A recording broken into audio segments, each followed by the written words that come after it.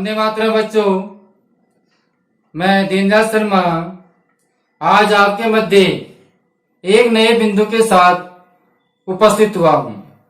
बच्चों, आज हम कक्षा 10वीं का चतुर्थ पाठ जो हमारा जुम्बस्व सिंगे दंतास्ते गणिशय इस पाठ का हम अध्ययन करेंगे। बच्चों, जो हमारा चतुर्थ पाठ है इसके रचयिता कालिदास जी हैं, जो अभिज्ञान शाकुंतलम के सप्तम अंक से ये लिया गया है। बच्चों, इस नाटक की एक विशेषता है काव्यसु नाटकम रम्य तत्र रम्य शकुंतला। अगर कालिदास का काव्य में कोई नाटक रम्य माने सुंदर है तो वह नाटक सुंदर कौन सा है? शकुंतला। बच्चों, इस पाठ के अंतर्गत एक बार दानवों एवं देवताओं के बीच में युद्ध चल रहा था। तो युद्ध में राजा दुष्यंत ने भी भाग लिया और देवता आदियों को विजय के उपरांत वह वापिस इंद्रपुरी व अमरावती से वापिस लौट रहे थे। तो लौटते समय उन्होंने महर्षि मारीच के आश्रम में विश्राम किया। महर्षि मारीच के आश्रम में विश्राम करते समय उन्होंने एक बालक की चंचलता को देखा, चंचलता को सुना। तो उसे देख करके वह बड़े ही आश्चर्यचकित हुए और उन्होंने उस बालक की चंचलता एवं उसकी वीरता इनको देख करके उन्होंने पता लगा लिया कि जो ये बालक है वह बालक वो मेरा ही पुत्र है।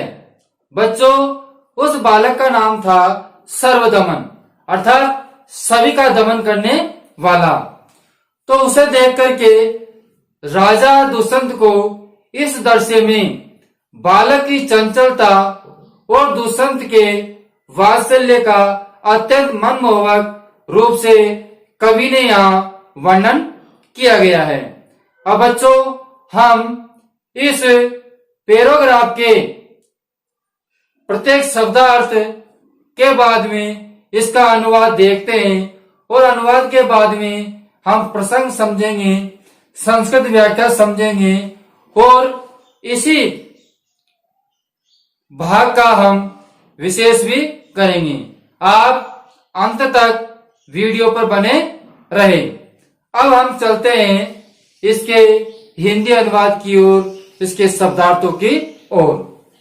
तो बच्चों ध्यान दें, मां मानी मत खलवान निश्चिति चापलवान चंचलता कुरुमानी करो। कहने का मतलब चंचलता मत करो। कहने का तात्पर्य क्या हुआ?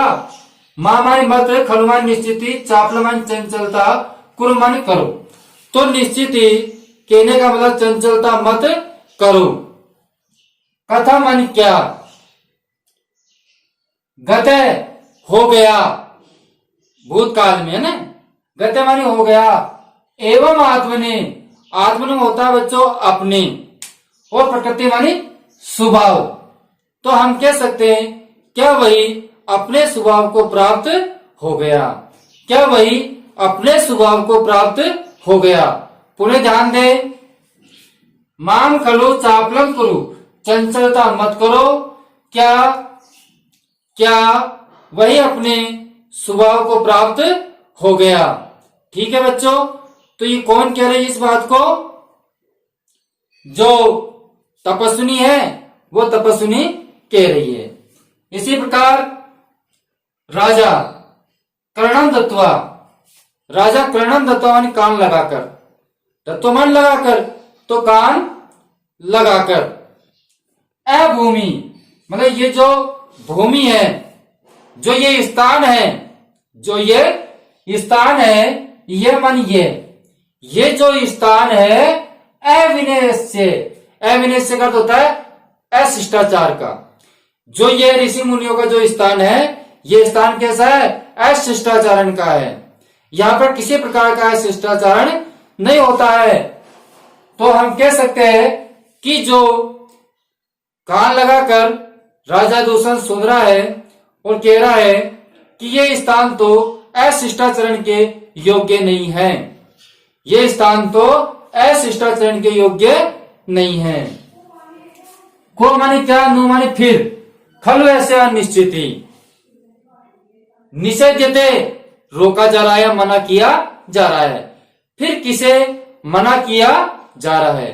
क्योंकि यह स्थान तो अशिष्टाचरण के योग्य नहीं है, फिर भी किससे मना किया जा रहा है? फिर भी किससे मना किया जा रहा है? ठीक है बच्चों, तो पुनः एक साथ और ध्यान दे दीजिए। कारणम तत्वा, कान लगाकर, यह अभूमि, ये जो भूमि है, ये जो स्थान है अशिष्टाचरण का है। अविनय से माने शिष्टाचरण, योग्य नहीं है, मतलब यह स्थान अशिष्टाचरण के योग्य नहीं है। फिर भी किसे मना किया जा रहा है? अब आगे देखिए, शब्दानुसारेण, शब्दानुसारेण अवलोक्य। शब्दानुसारण का अर्थ होता है शब्द के अनुसार या आवाज के अनुसार। तो हम कह सकते हैं जहां से आवाज आ रही थी, जहां से क्या आवाज की ध्वनि आ रही थी, उस स्थान को सविस्मय, सविस्मय मतलब आश्चर्य के साथ, उस स्थान को आश्चर्य के साथ। तो हम कह सकते हैं वही देखकर आश्चर्य के साथ। तो जहां से आवाज आ रही थी वही स्थान को आश्चर्य के साथ देख करके। अब आगे देखिए, आए अरे को नो खलु आयम। कहने का तात्पर्य, को मन कौन, क्या, नु मान निश्चित, खलु, खलु मान निश्चित, आयम मान यह, अनुबंधता मान रोका जा रहा है, तपस्विनी अभ्याम माने तपस्वियों के द्वारा, तपस्वियों के द्वारा। अबाल सत्वा, अबाल सत्वा का अर्थ क्या होता है बच्चों? असाधारण शक्ति से संपन्न। अबाल सत्वा बाले मतलब असाधारण शक्ति से संपन्न बालक को। तो हम यहां से अर्थ लेंगे इसका, अबाल सत्व है, बाल से ले अर्थ प्रारंभ करेंगे। ठीक है, अरे माने अरे, अरे इस असाधारण, अरे इस असाधारण शक्ति संपन्न बालक को, बालक को तपस्विनीभ्याम दोनों तपस्विनियों के साथ, दोनों तपस्विनियों के द्वारा, दोनों तपस्विनियों के द्वारा अनुबोध्यमान रोका जा रहा है, रोका जा रहा है। तो बच्चों हम इसका अर्थ कह सकते हैं, अरे इस असाधारण शक्ति संपन्न बालक को दोनों तपस्विनियों के द्वारा क्यों रोका जा रहा है?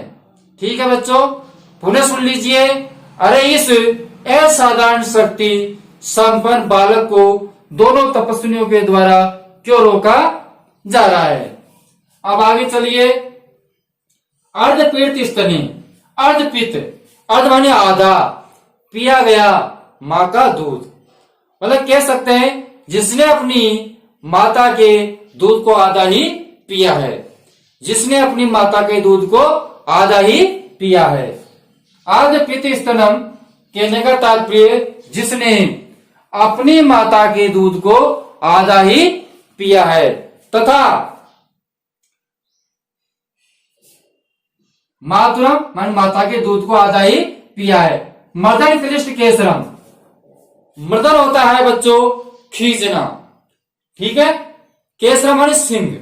तो हम कह सकते हैं कि खींचने से जिसके क्या है बाल बिखर गए हैं, खींचने से जिसके बाल बिखर गए हैं, ऐसे शेर के प्रकीर्तुम सिंह शिशुम बलात्कारेण कृषति, कहने का तात्पर्य तथा जिसके बाल बिखर गए हैं ऐसे शेर के बालक या सिंह शावक को, सिंह शावक को खोलने के लिए बलात्कार कृषति बलपूर्वक खोलने के लिए बलपूर्वक क्या कर रहा है? कृषति मानी खींच रहा है। तो बच्चों एक साथ पूरा जो हमारा ये पद्य भाग है इसका एक साथ आप सुन लीजिए।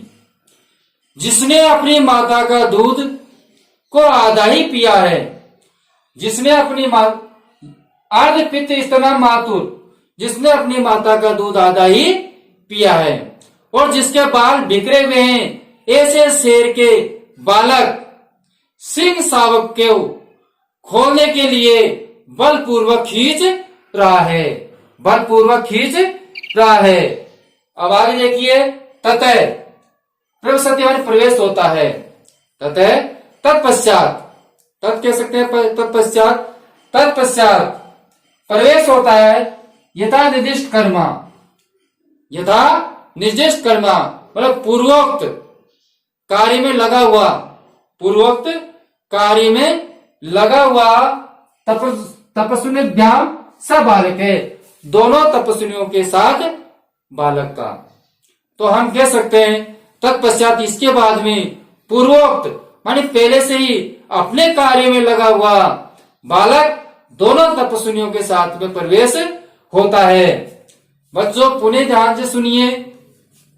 नेपथ्य का अर्थ होता है पर्दा माने पर्दे के पीछे से। इसी प्रकार माम खलु संपन्नम कुरु, चंचलता मत करो। कथम गते एवं आत्मनम प्रकृति मतलब क्या वही अपने स्वभाव को प्राप्त हो गया है। राजा कर्णम दत्वा, राजा कान लगाकर। अभूमि ये भूमि शिष्टाचारण के योग्य नहीं है। को नो खलु ये सब निषिध्य, इसे किसके द्वारा रोका जा रहा है? शब्दानुसार अवलोके, शब्द के अनुसार देख करके। सर विस्मय माने आश्चर्यचकित होकर के। अये को नु खलु आयम अनुबंधान तपस्विन्याभ्याम अ बाल सत्व बाल है। कहने का तात्पर्य अरे इस असाधारण शक्ति संपन्न बालक को दोनों तपस्विनियों के द्वारा क्यों रोका जा रहा है? ठीक है बच्चों। इसी प्रकार अर्धपीत स्तनय मातु मतलब जिसने अपनी माता के दूध को आधा ही पिया है तथा खींचने से जिसके बाल बिखरे हुए हैं, ऐसे शेर के बालक सिंह शावक को खोलने के लिए यह बलपूर्वक खींच रहा है। तथा प्रसन्ति यथा निर्दिष्ट कर्मा तपस्विभ्याम स बालक है। तो बच्चों तत्पश्चात पूर्वोक्त कार्य में लगा हुआ बालक दो तपस्वियों के साथ में प्रवेश करता है। अब बच्चों हम इसके प्रसंग की ओर चलते हैं, प्रसंग को समझते हैं और प्रसंग के बाद में संस्कृत व्याख्या और विशेष को भी समझेंगे। बच्चों अब हम इस पैराग्राफ के प्रसंग को समझते हैं। बच्चों उससे पूर्व आपको ये ध्यान रखना है कि माध्यमिक शिक्षा बोर्ड राजस्थान में ये 10वीं कक्षा के लिए ये पाठ संस्कृत व्याख्या हेतु है। इस पाठ की निश्चित ही संस्कृत व्याख्या आती है और जिस पाठ की हम संस्कृत व्याख्या में प्रसंग में विशेष अच्छा कर देते हैं तो उसकी जो संस्कृत व्याख्या है स्वतः ही बहुत अच्छी हो जाती है। बच्चों हमने आपको पिछले वीडियो में भी बताया था, समझाया था कि प्रसंग किस प्रकार याद करना होता है। आज और पुनः हम आपको समझा दे कि पूरे पाठ का या पूरी किताब के अंतर्गत हमको प्रसंग में क्या याद करना है और क्या उस पद्य भाग में से लिखना है। तो बच्चों अब आप निरंतर वीडियो पे बने रहे। जिन्होंने अभी तक वीडियो को लाइक नहीं किया है तो वीडियो को जरूर लाइक कर लें। जिन्होंने चैनल को सब्सक्राइब नहीं किया है वह चैनल को जरूर सब्सक्राइब कर लें। ध्यान दें बच्चों, प्रस्तुत नाट्यांश मतलब प्रस्तुत नाटक पाठ किसका है? नाट्यांश का है, नाटक का है।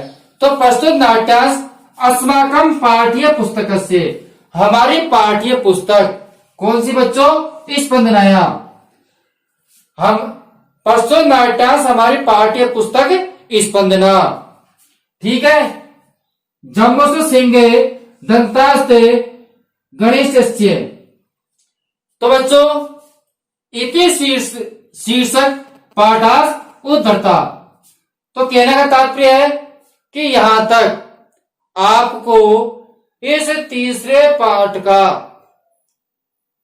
कोई सा भी नाटक का पद्य भाग हो, इतना आपको लिखना ही पड़ेगा कि ये नाटक हमारी पाठ्य पुस्तक स्पंदना से और पाठ का नाम जम्बुस्व सिंह दंतास्ते गणेश से। तो इस पाठ से ये शीर्षक लिया गया है। तो बच्चों ये हमारे पूरे ही पाठ के अंतर्गत आएगा, इसलिए इतनी पंक्ति को आप बिल्कुल याद कर ले और समझ ले। और इसके साथ साथ में और भी है जो आपको पद्य भाग में पूरा इस प्रकार याद करना पड़ेगा। मूलतः पाठो अयम महाकवि कालिदास विरचित है। अब बच्चों जो ये पाठ है महाकवि कालिदास द्वारा विरचित है। अब आप कोई सा भी नाटक का कोई सा भी भाग करोगे, पूरे भाग ही कालिदास द्वारा विरचित है, तो यह भी आपको इतना भी याद करते हुए चलना है। हमको बताना क्या है कि हमारी पाठ्य पुस्तक कौन सी है, पाठ का नाम कौन है और हमारे जो विरचिता है इस पाठ का लिखने वाला है वह कौन है। तो बच्चों ये 3 बिंदु है वो तो आपके वैसे के वैसे ही रहेंगे। पाठ का पुस्तक का नाम, पाठ का नाम और रचयिता। और इसके साथ साथ हम इसको थोड़ा आगे भी बढ़ा सकते हैं, जैसे कि अभिज्ञान शाकुंतलम इति, क्योंकि हमने आपको पूर्व बताया था, आपको इतना सा याद है। जब इस पाठ को पढ़ोगे तो आपको निश्चित ये याद रह जाएगा कि जो हमारा जो नाटक है यह अभिज्ञान शाकुंतलम के सप्तम अंक से लिया गया है। तो बच्चों इसको भी हम लिख सकते हैं, तो अभिज्ञान शाकुंतलम इति नाटक से सप्ताह अंक संकलित है। ठीक है बच्चों। तो बच्चों अब ध्यान दें कि जो मैंने आपको 3 पंक्तियां बताई है, ये 3 पंक्तियों को आप बिल्कुल अच्छी तरह कर लें, जिससे कि आप पाठ 4 के संपूर्ण नाटक का जो प्रसंग है उस प्रसंग को अच्छी भली भांति प्रकार से कर सकते हैं। ये बहुत ही श्रेष्ठ कार्य है कि प्रसंग के लिए कम से कम 3 पंक्तियां हमने पढ़ी, ध्यान में दिया, समझा, तो हम पूरे पाठ का प्रसंग पंक्तियों में लिख सकते हैं। इसमें मैंने आपको बताया पुस्तक का नाम है, पाठ का नाम है, लेखक का नाम है और लेखक की किस पुस्तक से लिया गया है और कौन से अंक से लिया गया है, तो वो इतना आपको लिखना है। ठीक है बच्चों। तो यह आपको बिल्कुल पूरे पाठ के लिए बिल्कुल याद करना है। अब रही प्रत्येक गद्य भाग में से हमको क्या लिखना है, तो बच्चों जो गद्य भाग में से जो लिखना है वो तो हम आराम से लिख सकते हैं, क्योंकि वो गद्य भाग के अंतर्गत ही है। हम प्रत्येक नाटक में पहचान जाएंगे कि जो ये पैराग्राफ है ये किसके लिए बताया गया है, और एक उसका छोटा सा रूप हमको लिखना है। ज्यादा बढ़ाकर भी नहीं लिखना है, जितना आपके समझ में आए उतना सा उसको लिख दो। उसकी शुरुआत कैसे करेंगे? अंशो अस्मिन, मतलब इस अंश में। ये बच्चों हमने जो लिखा है ये क्या है? नाटक का अंश है, ये नाटक का अंश है, ये नाटक का भाग है। तो अंशो अस्मिन, इस अंश में राजा दुष्यंत जब महर्षि मारीचस्य आश्रम में प्रतिवसति, जब राजा दुष्यंत महर्षि मारीच के आश्रम में प्रवेश किया, तथा तत्र बालक से, तब वह बालक सर्वदमन सिंह शिशु क्रीड़ा व्यवस्थाया, सिंह के सावक के साथ क्रीड़ा करता हुआ ऐसा व्यवहार में चंचलता को देखा, उसका इसमें वर्णन किया गया है। तो बच्चों, ये पाठ का जब हमने हिंदी अनुवाद किया था तो इतना सा हम समझ भी गए थे। मैंने आपको बताया था कि कहानी उस समय की जो इंद्रलोक से दुष्यंत देवताओं को विजय दिलाने के बाद में मारीची के आश्रम में आया तो सिंह के साथ शावक के साथ में सर्वदमन को उसने देखा, उसका वर्णन इसमें किया गया है। तो बच्चों, इस चीज का हम यहां अंश लिख सकते हैं। हो सकता है आपके 2 पैराग्राफ का अंश, 3 पैराग्राफ का जो अंश है वो एक जैसा ही हो सकता है। तो हमको कुल पूरे पाठ के अंतर्गत 2 या 3 इस प्रकार के किस पद्य नाटक भाग में क्या बताया गया है उसको आपको लिखना है। उससे पूर्व मैं आपसे एक बात जरूर कहना चाहता हूं कि आप जो ये 3 पंक्तियां है, इन 3 पंक्तियों को इस नाटक के लिए, प्रसंग के लिए बिल्कुल याद कर लेना और सर्वप्रथम कार्य आप यही करना, क्योंकि आपका प्रसंग अगर सही है तो आपकी संस्कृत व्याख्या विषय सब कुछ सही है। बच्चों, फर्स्ट में जो आपने लिखा है उसको माध्यमिक शिक्षा बोर्ड में अच्छी तरह पढ़ा जाता है, इसलिए हमारा प्रसंग बिल्कुल सही होना चाहिए। तो इसको आप अच्छी तरह याद कर लेना। अब हम चलते हैं संस्कृत व्याख्या की। अब हम संस्कृत व्याख्या की ओर चलते हैं। तो ध्यान दें कि जिस प्रकार हमने हिंदी अनुवाद किया था, उस हिंदी अनुवाद के अनुसार ही हम उसकी संस्कृत व्याख्या को करेंगे। केवल जो उसकी भाषा है उस भाषा को सरल करनी है। ठीक है बच्चों, तो अब चलिए, हमारा था नेपथ्य। नेपथ्य का हमने आपको बताया था कि पर्दे के पीछे से। तो पर्दे के पीछे से नेपथ्य ध्वनि श्रुते, पर्दे के पीछे से ध्वनि आवाज को सुनकर के। ठीक है, उसके बाद में माम खलु चापलम करो, मैंने आपको बताया था कि चंचलता मत करो। तो सुनिए, चंचलता न करो, तू चंचलता मत करो। इसी प्रकार कथम गते एवात्मनम प्रकृतिम, कहने का तात्पर्य ये स्थान, मतलब कि क्या भाई अपने स्वभाव को प्राप्त हो गया है, तो ऐसे तू स्वस्य स्वमेव प्राप्त होती किम, क्या वही अपने स्वभाव को प्राप्त हो गया है, तो ऐसे तू स्वस्य स्वभाव प्राप्त होती किम। ठीक है बच्चों, अब आते हैं राजा दुष्यंत कर्णम दत्वा, ध्यान पूर्वक सुन करके, कान लगा करके, तो हम कह सकते हैं ध्यान पूर्वकम श्रुत्वा, ध्यान पूर्वक सुन करके। एते चंचलता स्थान नास्ति, यह चंचलता का स्थान नहीं है। कहने का मतलब हमने आपको हिंदी अर्थ में बताया था, यह स्थान अशिष्टाचार नहीं है, तो यह स्थान चंचलता का स्थान नहीं है। इसी प्रकार अयम बालके केन निवारित, इस बालक को कौन रोक रहा है, इस बालक को कौन रोक रहा है, हमने आपको हिंदी अनुवाद में बताया था। फिर इसे कौन मना, किसके द्वारा मना की जा रही है, तो हम उसको लिख देते हैं अयम बालके केन निवारित, इस बालक को कौन रोक रहा है। शब्दानुसार दृष्टवा, शब्द के अनुसार देखता है, आवाज के अनुसार देखता है कि जहां से आवाज आ रही है। आश्रय से, आश्रय के साथ में, आश्रय पूर्वक।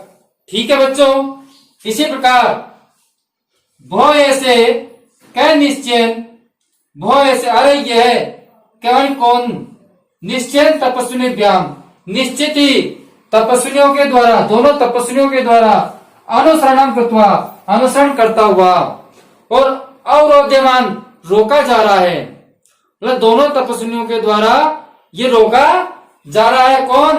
असाधारण शक्ति संपन्न बालक है, जो असाधारण शक्ति से संपन्न बालक है, उस बालक को दोनों तपस्विनियों के द्वारा रोका जा रहा है और मना किया जा रहा है। ठीक है बच्चों, अगर आपको हिंदी अनुवाद याद हो जाएगा, उसका भाव याद हो जाएगा, तो निश्चित ही आपको संस्कृत व्याख्या भी याद जरूर हो जाएगी। तो सुनिए, वो ऐसे कई निश्चय तपस्विभ्याम अनुसरणम कृत्वा अवरोध्यमाने माने रोका जा रहा है असाधारण शक्ति संपन्न बालक को। तो ऐसा असाधारण शक्ति संपन्न बालक को दोनों तपस्वियों के द्वारा रोका जा रहा है। ठीक है, ये मां जिसने स्वयं आतु अपनी माता का दुग्धमय दूध अर्धम एवं पीतम आधा ही पिया है, जिसने अपनी माता का दूध आधा ही पिया है। यस्य आकर्षणम माने खेस्त हुआ अस्तव्यम केसे युक्तम, उसके केसों को क्या कर दिया, बिखेर दिया। उनके केस कैसे हो गए, बिखर गए, केस बिखेर दिए। और केसरी शावकम, और जो केसरी मान सिंह का जो शावक है, बच्चा है, उसके साथ कीड़ा करतुम, कीड़ा करता हुआ बलपूर्वक उसको खींचता है, कीड़ा करता हुआ बलपूर्वक उसको खींचता है। इसके बाद में आप ध्यान दें, तदंतरम, इसके बाद पूर्वोक्त कार्य संलग्न, पहले के कार्य में संलग्न लगे हुए बालक बालक तपस्विभ्याम तपस्वियों के साथ में, साका माने साथ में, प्रवेशम करोति प्रवेश करता है।